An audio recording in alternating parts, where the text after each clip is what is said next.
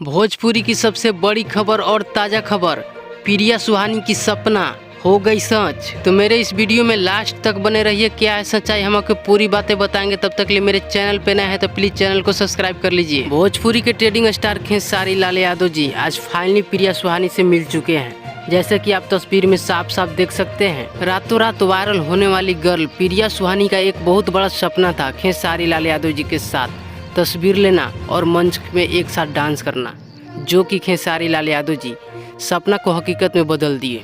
लेकिन खेसारी लाल यादव जी ने प्रिया सुहानी के साथ एक गाना करने का भी वादा किए थे, लेकिन अभी तक वो गाना नहीं हुआ है। लेकिन भोजपुरी के ट्रेडिंग स्टार कहे जाने वाले खेसारी लाल यादव जी साफ साफ बोलते नजर अभी आ रहे थे कि हम वही गाना करेंगे बहुत जल्द। मेरा और प्रिया सुहानी का सुपरहिट जोड़ी देखा जाएगा।